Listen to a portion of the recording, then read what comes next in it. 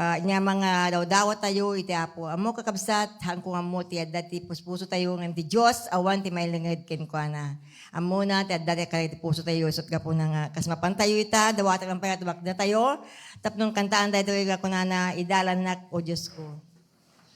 Kasi i-acknowledge ka kabsat nga awan ti kabalian tayo, na awan iti apo kada tayo, isot ka po na kunana, idalan nak o Diyos ko. Iton mo man?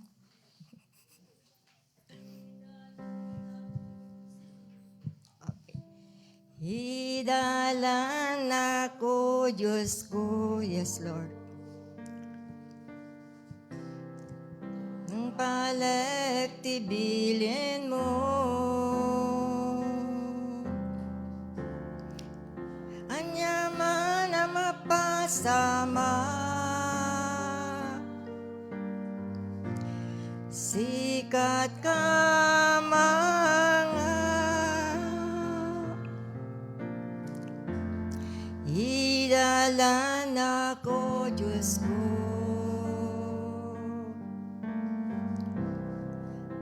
Tong palagtibilin mo, anya man na mapasama, sikat ka mga, anyan nga nanos mo, yes Lord, hallelujah. Iti kinadakes ko,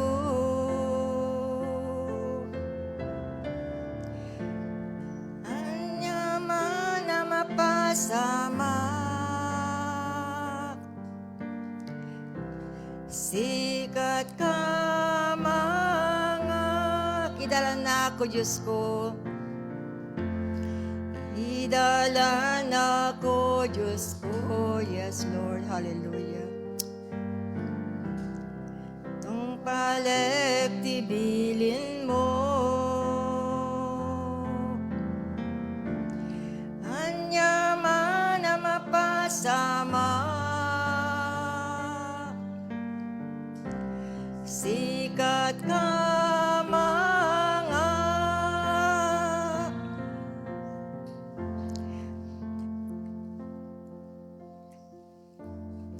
hallelujah, Jesus, hallelujah. Hallelujah. Daydayawan, kinantanok na ka, ang mami asantuan, ito ang rabi, O Lord God. Agyamang kami manan, ito tiyempo nga intad mo kada kami, O Lord God. Kasag may maysa kami, O Lord God. Ito di rason, kan panggap, no apo yadda kami dito, O Lord God. Tapnon apo idatag miken ka, nagiso amin apo nga araw miken ka. Ngam apo sakbay nga pang kami taramid mi. Dawatan mi, O Lord God, nga sukimatem nagitibiyag mi, O Lord God. We acknowledge, O Lord God, nga tinaldaw-aldaw, ado dagi pagkapuyan mi. Ado dagi pagkurangan miken ka, O Lord God. Ngam dawatan mi, nga pakawanan na kami, kadalusan na kami, dapat nga dara na po mi Jesus. Tapno na po, awan to tilapod na, dagiti apor, araw miken ka, nga dumanon tatruno to parabor mo, amami nga santuan. Lord, agyaman kami nga ito nga tiyempo manan, kas bendisyonam, tunggal may sa kada kami, O Lord God, ito nga kanito. Tapno na po, dalan na kami, we acknowledge, O Lord God, nga nawawan ka, tibiyag mi, awan to, tibabalinan mi, O Lord God. So, awatan mi, nga dalan na kami, kadiso amin nga pasat, nga kami aramidin tanga rabi, O Lord God. Tapno na po, si kayo may daydayaw, may tantan kalag dibiyag mi, amami asantuam. Kas bendisyon na mo, Lord God, tunggal may sa kada kami, oray pa ita, di pa maapo tayo at mga pastor, Pastor Ryan G, O Lord God, bendisyon naman dahil nga adi po mo, Lord God. Lord, dawatan mi nga bendisyon tayo aming nga spirito, pinagbiag na, O Lord God, kang doon apo, ti ministry nga inso in commit mo kenkwana, amami nga santuan, pati karam ti pamati na, bendisyon na mo, Lord God. Kas tamot apo, adi po mga iso apo nga saramit nga rabi, O Lord God, nga mangita dagit sa sao mo, Lord God. Bendisyon na mo, Lord God. Katapo, anoint her, O Lord God. Itad mo dagit sa manipot ibibig na, tapos na po siya katibigkas na kada kami, katapad to nga makabendisyon, tunggal may sa kada kami, katadda nga may mula, katapos puso kung pampanunot mi, katagito yung pagbalindaman na apo nga, taraon naging spirituan kung nagbiag mi, O Lord God. Bendisyon ang guarda ito nga ramid mi, kasi daton mi king kadagiso amin, O Lord God. Itinagan na po mi ng Jesus. Amen. At yun po nang arudan kapsat, pantay iti panagdengag tayo, kaya sa oy tapo, katatawatak nga umayin ni Sister Arlene. God bless you po. Pastora.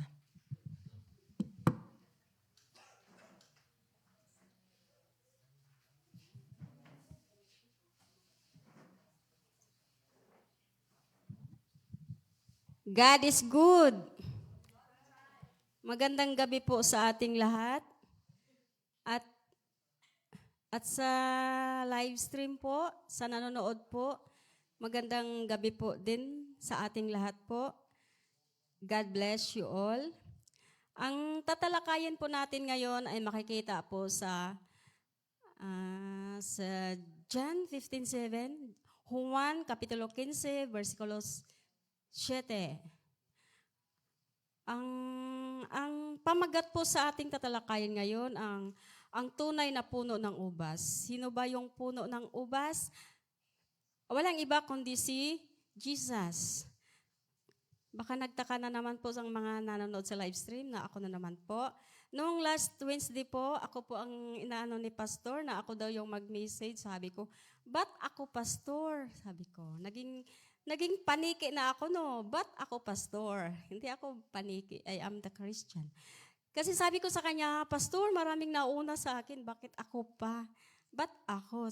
Sabi ko naman, it is a great privilege, di ba? Na mag-share ng mensahe ng Diyos. Ang tunay na puno ng ubas, makikita doon sa John chapter 15.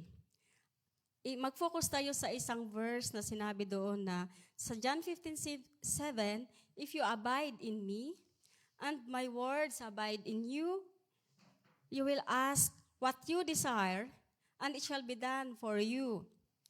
The word abide in John chapter 15, napansin ko doon ay paulit-ulit siyang nabanggit na ginamit ng 10 times. 10 times na sinabi na abide. Ang abide niya, ang synonyms niya ay remain. Remain. Ang tiningnan ko doon sa Bible ko na sa cellphone, remain. If you remain in me, remain. Remain ang ano doon. Pero yung na-memorize ko kasi noon pa, isa din ito sa pinaka-favorite kong verse. If you abide in me and my words abide in you, you will ask what you desire and it shall be done for you. Si Jesus ang nagsasalita nito. Nagsasalita siya sa kanyang mga disciples noong nagkatawang tao pa ang ating Panginoon. Ang verse na ito ay nahati sa dalawang kondisyon. Dalawang kondisyon para sa mga mananampalataya. Ang unang kondisyon dito ay if you abide in me. Kung sa Tagalog naman, kung nananatili kayo sa akin. Ang sinabi niya doon, kung nanatili kayo sa akin. Sinong kausap ni Jesus dito? Tayo na mga mananampalataya. Sa atin siya nakiusap na kung nanatili kayo sa akin, sabi ng ating Panginoon. Ang kausap niya dito ay tayong mga nanampalataya sa Kanya. Panatilihin natin ang ating pakipag-isa kay Kristo. Malakas bang boses ko? Ang ating relasyon sa Diyos ay buhay na relasyon. Dapat buhay. Buhay, ibig sabihin, buhay siya, ibig sabihin, kumikilos siya, gumagana siya, buhay. Buhay na relasyon sa ating Panginoon. Ang ating relasyon sa Diyos ay buhay na relasyon. Ang sanga, di ba? Ang puno, imaginin mo, isang puno ng ubas. Ang puno doon ay ang ating Panginoong Jesus. Tayo naman yung mga sanga, branches. Di ba, yung isang halaman, mayroon siyang taga-dilig. Ang taga-alaga doon ay ang ating Ama na nasa langit. Ang ating Ama na makapangyarihan sa lahat. Siya yung nagpadala kay Jesus dito sa lupa upang tayo ay iligtas ng ating mga kasalanan. Kaya si Jesus ngayon ang ating puno. Tayo yung sanga. At ang sanga dapat ay nanatili sa puno. Dapat nakakunik. No, dapat nakakonek tayo palagi sa Diyos. Dapat may signal. Dapat may signal tayo palagi sa ating Panginoon. Mayroon tayong connection. Di ba yung cellphone natin, nakakonek tayo sa signal para tayo ay makakonect sa ating tinatawagan. Tulad din sa atin, dapat makakonect tayo sa ating puno. Hindi tayo mamumunga pag hindi tayo nakakonect. Ang banal na espiritu, 'di ba, doon sa Romans, ang espiritu ang nagpatotoo na kasama ng ating espiritu na tayo ay mga anak ng Diyos, 'di ba, sa Romans 8:16 'yun. 'Yun ang espiritu natin, dapat nakakonect sa ating Diyos. Kumusta naman yung pagsamba natin sa Kanya? Buhay pa ba o boring? Buhay pa, di ba? Alam naman natin, ang ating mga sarili na buhay, ang ating relasyon sa ating Panginoon. Bagong taon na, di ba? Bagong taon na. Pangalawang Wednesday ito. Pangalawang prayer meeting ng taong 2025. God is good na marami tayo. Marami ang hinipo ng Panginoon na ipaalala niya kasi it's a great privilege itong prayer meeting kasi dito natin masasabi lahat ang ating mga hinaing, ang ating mga saluubin sa ating Panginoon. Dapat nakakonek tayo sa ating Panginoon palagi. Dapat kung gaano man tayo nakakonek noong 2024, dapat mas pa, best pa, dapat lalo tayong nakakonek sa taong 2025. Dapat mamunga tayo. Namunga tayo noong nakaraang taon, dapat lalo tayong mamunga sa 2025 at lalo tayong lumago. Kung namunga tayo noong nakaraang taon, dapat lalo tayong mamunga. Kasi syempre may bunga tayo, di ba? Mga anak na tayo ng Diyos, tayo ay mananampalataya, tayo ay mamunga. Lalo pa tayong mamunga sa piling ng ating Panginoon sa taon na itong 2025. Ang tanong, paano tayo lalong mamunga? Paano tayo lalong mamunga sa taon na ito? Anong gagawin natin bilang mananampalataya? Sabihin natin, ay munga naman na ako. Anuhin natin na lalo tayong mamunga. Ang sanlibutan, sinalubong nila ang bagong taon ng maraming bilog-bilog sa mesa at maraming pagkain, may litson pa, para daw masagana ang kanilang buhay. Pero tayo, hindi tayo naniwala, no? Pinaano natin ang Panginoon, sinalubong natin ang bagong taon na tayo ay nag-year-end service, tayo ay nanalangin. Kasi tayo ay mga anak ng Diyos, tayo ay umaasa sa ating Panginoon, hindi yan mga bilog-bilog. Yung bilog-bilog na yan, mawala yan. Pagkatapos magkainan, syempre, idumi mo. Wala na. Pero ang ating Panginoong Diyos, pag ang salita ng Diyos ang ating kakainin, talagang mamunga tayo ng sagana. Pero sa atin ng mga anak ng Diyos ay maging masagana at matagumpay ang ating pamumuhay. Bakit? May sikreto tayo, di ba? Nabanggit nga ni Pastor noong Sunday, yung Joshua 1:8. Isa din yung way na tayo ay mamuhay ng masagana. Ang sinabi doon na huwag nating kaliligtaan, basahin ang aklat ng kautusan. Ang aklat ng kautusan ay yun ang mga salita ng Diyos kasi yun ang ng noon ni Moises, di ba? Yung aklat ng kautusan. Sinabi doon na huwag mong kaliligtaang basahin ang aklat ng kautusan at magbulay-bulayan mo iyon araw at gabi upang matupad mo ang lahat ng nakasaad doon. Sa ganun, may promise siya doon, di ba? Sa ganun, magiging masagana at matagumpay ang inyong pamumuhay. Kaya yun ang sikreto nating mga anak ng Diyos. Kailangan na nanatili tayo sa Kanya, nanatili tayo sa ating Panginoon para tayo ay mamunga. Nakakunik tayo palagi sa ating puno. Tayo ay mga sanga, nakakunik tayo sa puno. At tayo'y manatili sa Kanya. Hindi magbubunga ang sanga kung hindi nanatili sa puno. Paano kayo nakakita ng sanga kung namunga siya, di ba? Kung namunga siya, may isang puno, nakahiwalay yung sanga. May imagine mo kaya na mamunga iyon? Tulad din yun sa tao. Kung hindi tayo natili sa ating Panginoon, hindi tayo namumunga. Sabihin man natin, ay Kristiyano ako, ligtas na ako. Paano ka garod mamumunga kung hindi ka naman nakakonect nakakonik sa puno. Ihalin tulad mo ang sarili mo. Ikaw mananampalataya, ihalin tulad mo ang sarili mo sa sanga na isang puno. Kung hindi ka nakakonik doon, mamunga ka kaya? O sabihin natin namunga ka. Pero kailangan dito lalong mamunga ng sagana. Di ba? Lalong mamunga ng sagana, hindi nagbubunga ang sanga kung hindi natili sa puno. Baka nagtaka kayo, bakit pa ulit-ulit yung nananatili? Kasi yun kasi ang keyword natin ngayon, yun ang focus natin ngayon, di ba? Abide. O, abide. Mananatili tayo sa ating Panginoon. Sino yung puno natin? Si Jesus.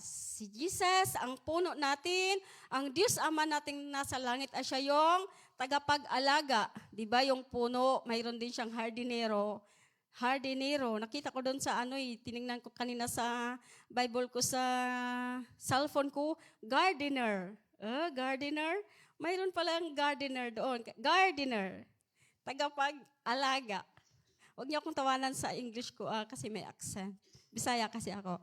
Kaya yun, tagapag-alaga ang ating Diyos Ama. Si Jesus ang ating puno. Tayo naman ay mga sanga. Mga sanga tayo. Kaya dapat patuloy ang pagtitiwala natin sa Kanya, sa ating Panginoon. Gayon din, hindi tayo nagbubunga kung hindi tayo mananatili sa Diyos. In verse 5, si Jesus nagsabi sa verse na ito, ako ang puno ng ubas at kayo ang mga sanga. Ang nananatili sa akin at ako sa Kanya, ang siyang nagbubunga ng sagana. Di ba? Kung nanatili tayo sa ating Panginoon, tayo ay magbubunga ng sagana.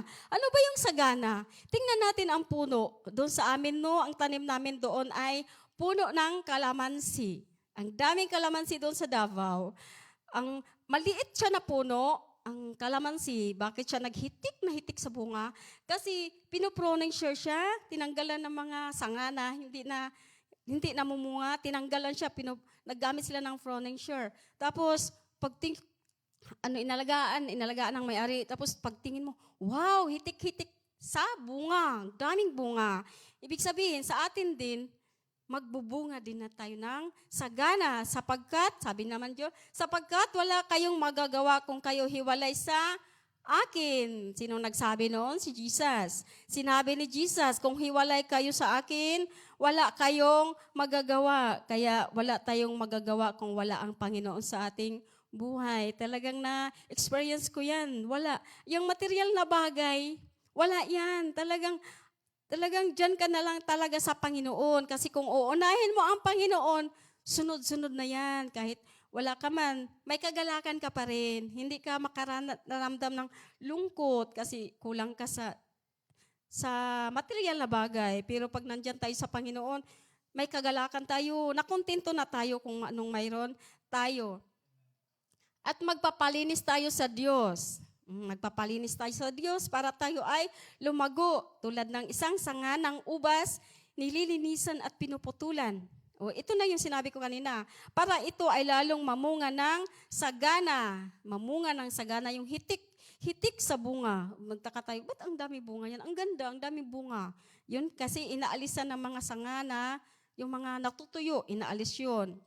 Dapat tayo ay manatili sa presensya ng ating Panginoon para tayo ay lumago at mamunga. Sabihin mo sa katabi mo, may bunga ka na ba? Siyempre, mayroon na. Ano ba yung mga bunga na yan? Baka magtaka tayo, mga kabataan. Ano ba yung mga bunga na yan? Ang bunga na sinasabi ng ating Panginoon ay bunga ng Espiritu. Fruit of the Spirit. Makikita doon sa Galatians 5:22 to 23. Is, number 1, love.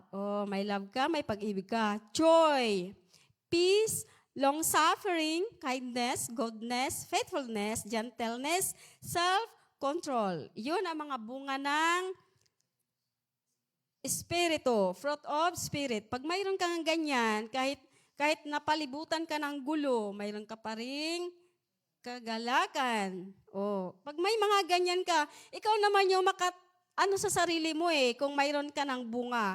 Kasi kung ikaw ay anak ng Diyos, yung spirit mo nakakonect sa espiritu ng Diyos. Sinasabi naman yun ang nagpapatotoo na at tayo ay mga anak ng Diyos. Mayroon tayong mga bunga. Fruit of the Spirit. Inalis ng Diyos, verse 2, inalis ng Diyos ang mga sanga na hindi namumunga. Tinutukoy ng Diyos yung mga ugali natin, na hindi kaaya-aya yung mga ginagawa natin. Minsan, mayroon tayong mga ginagawa na hindi kalugod-lugod sa paningin ng ating Panginoon.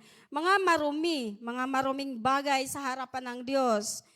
Sa mga kabataan ngayon, mahilig sa gadgets, pagising sa umaga, imbis na manalangin, mag-devotion, ang unang hanapin, kahit nakaganon pa yung mata, asan na yung cellphone ko? Yun, cellphone ang inuuna. Kaya talagang ano yung cellphone? Ano yan? Hindrance? Ano yon? Hadlang. Isa din yung cellphone. Maganda naman yung cellphone kung ginagamit natin sa maayos. Ako may cellphone din ako. Pero kailangan gamitin natin pang communication sa ating mga pamilya. Pero wag din nating unahin yung mga cellphone. Kasi talagang nang gumawa yung cellphone na yan. Niya para ma-distract ang ating focus sa ating Panginoon. Kaya aware tayo, mag-aware tayo. Yun ang unang kondisyon, no? Ang unang kondisyon na, if you abide in me. Yung pangalawang kondisyon naman, and my words abide in you. Words. Ano yung words? Mga salita. Sa Tagalog naman, at nanatili sa inyo ang aking mga salita. Sinabi ng ating Panginoong Jesus yun. Siya yung nakikiusap sa kanya mga disciples. Dapat manatili rin sa atin ang kanyang mga salita. Ano ba yung mga salita na yon? Dapat ating isapamuhay ang mga ating napakinggan. Ating napakinggan ngayon, halimbawa ngayon, napakinggan natin yung John 15:7. Dapat i-memorize natin yon, pagbulay-bulayan natin. Kung diskumpiyado tayo, basahin ko nga ulit sa bahay kung totoo yung sinasabi. Nung ng mensahe doon, reviewin naman natin kung totoo ba yung sinasabi doon sa John 15:7. Dapat mayroon tayong, ang tawag doon, yung ma-addict tayo sa salita ng Diyos. Ma-addict tayo. Hindi tayo ma-addict sa mga anumang mga bagay. Ma-addict tayo sa pagbasa ng salita ng ating Panginoon. Dapat tayo rin ay magbabasa ng salita ng Diyos sa ating pamumuhay. Kahit busy. Ako busy. Busy ako araw-araw. But para magkaroon ka rin naman ng oras. Busy ka sa trabaho. Sinong nagbigay ng lakas mo? Sinong nagbigay ng trabaho mo? Di ba ang ating Panginoon? Kasi sinabi niya doon, anong verse yun? Sa naunang verse na wala kayong magagawa kung hiwalay kayo sa akin. Kaya dapat makakonect tayo. Huwag nating sabing, busy ako. Hindi ko May pahinga ka naman. Imposibleng wala kang break time. Lunch break mo. Pag mag-lunch break ka, o di magbasa ka sa isang verse, pag bulay-bulayan mo iyon. Kahit busy man tayo sa ating mga hanap buhay, dapat huwag nating kaligtaang basahin ang aklat ng kautusan. Yun na, nabanggit ko na pala kanina. Nabanggit ko na pala kanina yung Joshua 1:8, yung salita ng Diyos, dapat pagbulay-bulayan natin. Yun ang dalawang kondisyon. Pag sinunod natin ito at sa pamuhay natin at ang mga salita ng Diyos, ang salita ng Diyos ay minsan masakit. Yung may nabasa ako doon na, Lord, para sa akin ito ang sakit. Totoo yung sinabi mo. Ang salita ng Diyos ay mag-rebuke din siya. Mag-rebuke siya sa atin. Ang salita ng Diyos ay mabisa. Ang salita ng Diyos ay buhay. Buhay at mabisa. Makikita natin doon sa Hebrews 4:12. Tingnan nyo na lang yon. Pag sinunod natin ito sa pamuhay, tayo ay lumago at lalong mamunga ng sagana, yung mga salita ng Diyos. Ito yung dalawang kondisyon. Ano yung dalawang kondisyon? If you abide in me, and my words abide in you. Yun ang dalawang kondisyon.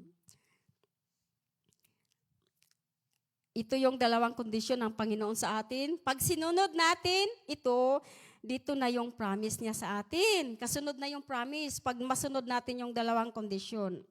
Sabi niya doon sa promise niya, you will ask what you desire and it shall be done for you. Sa English, sa yung binasa ko kanina sa cellphone ko, ang ganda, pag andun sa cellphone ko, ang ganda ng pagkaano din doon sa cellphone ko.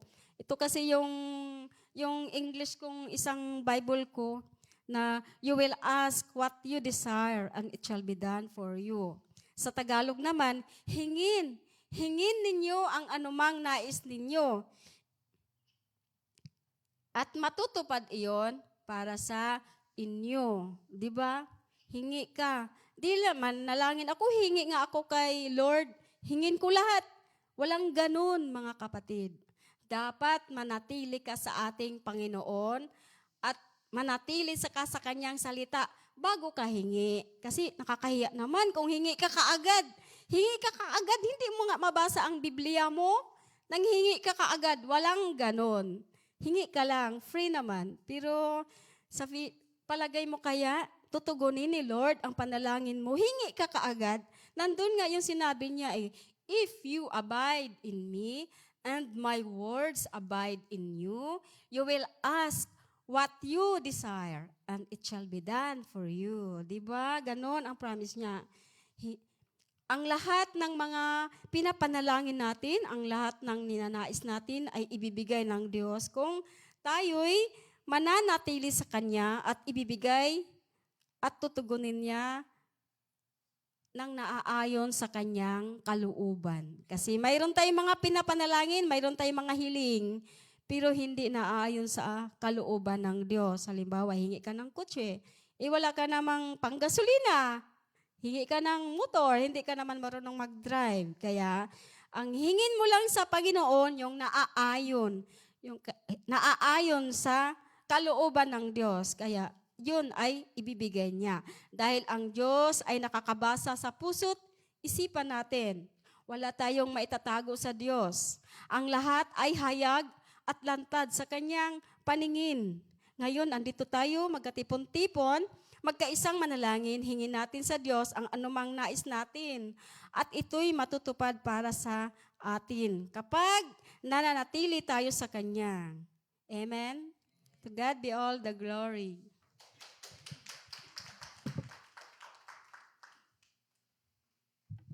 Salamat, Sister Arlene, sa mensahe ng salita ng ating Panginoon Diyos na iyong binahagi ngayong gabi. Ito po ay paalala sa bawat isa sa atin na ito po yung, napansin nyo ba na sa mga promise ng Panginoon Diyos, meron muna siyang pinapagawa sa atin. Di ba? Yung mga promise ng Panginoong Diyos, dapat tayong kanyang mga anak ay meron pa tayong gawin para makamtan natin yung promise niya. Ito po ay sinasabi ng ating Panginoon sa bawat isa sa atin na dapat tayong manatili sa Kanya at ang Kanyang salita ay dapat manatili sa atin upang ang ating mga dinidesire, ating mga hiling ay matutupad.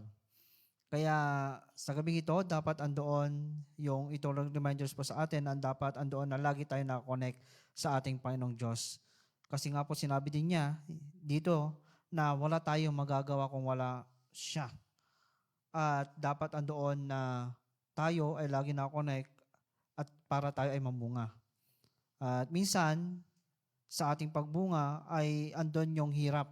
Kasi nga po, tinatabasan tayo. Nakakaranas tayo ng mga pagsubok, nakakaranas tayo ng mga negatibong pangyayari sa buhay. Pero yun din yung isang way para magbunga tayo. Para mas tumatag tayo sa ating pananampalataya, para mas lumago tayo, para mas dumikit tayo sa ating Panginoon. Yun yung mga way ng ating Panginoon Diyos para po mas lalo tayong magbunga, mas lalo tayong dumikit sa Kanya, at mas lalo tayong manatili sa Kanya. Ngayong gabi, ito po yung paalala sa bawat sa atin. Salamat, Sister Arlene, na dapat tayong manatili sa ating Panginoon, sa ating Diyos na pinaglilingkuran, at ang Kanyang salita ay dapat manatili sa atin para ito po ay maging gawin natin sa ating paglilingkod sa Kanya. At anuman hilingin natin sa Kanya, ay ito ay makakamtan natin sa pamagitan ng ating pagsunod, sa pamagitan ng ating pag-abide sa ating Panginoong Diyos. Ngayon po, dala ko po tayo sa pananalangin po natin. Punta po tayo kung saan po tayo komportableng manalangin at sabay-sabay tayong manalangin sa ating Panginoon.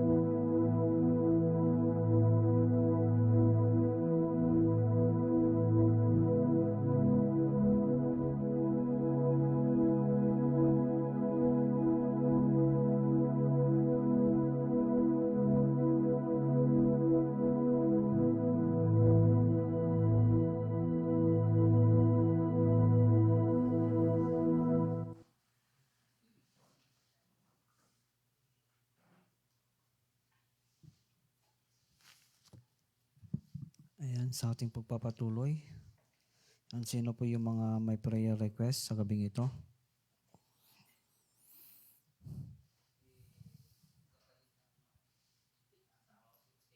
Si Brother Jose, complete healing.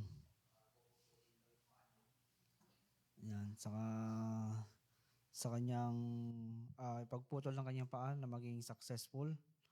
Yan. Healing din kay Indong. Rosabella healing. Rosabella, Jose, Indong. Sino po? Sister Noemi, fast recovery. Si Tyrone at saka si Vincent. Sino po? Puro mga healing. Yan, kung wala na po, bigyan na po natin muna ang ating mga handog, ating offering sa ating Panginoon. At awitin nga natin yung awiting tayo ay magbigay at ibigay po natin ito ng buong puso sa ating Panginoon Diyos. Tayo ay magbigay para sa Panginoon. Tayo ay magbigay para sa Panginoon. Purihin ang Diyos, pasalamatan siya na may kagalakan sa puso. Hallelujah. Tayo po'y manalangin. Ama naming Diyos, sa dakila sa oras ito, salamat Panginoon sa pagkakataon na kami yung pinagkatipon sa bayang-sambahan na ito, Panginoong Diyos, upang magpuri, sumamba sa iyong banal na pangalan at makinig na iyong mga salita at kami, Panginoong Diyos, ay may pagkakataon na sama-samang manalangin sa iyo. Sa pagkakataon na ito, Panginoong Diyos, alam po namin na sa bawat pagtitipon po namin ay pinapakinggan mo po ang bawat manalangin po namin.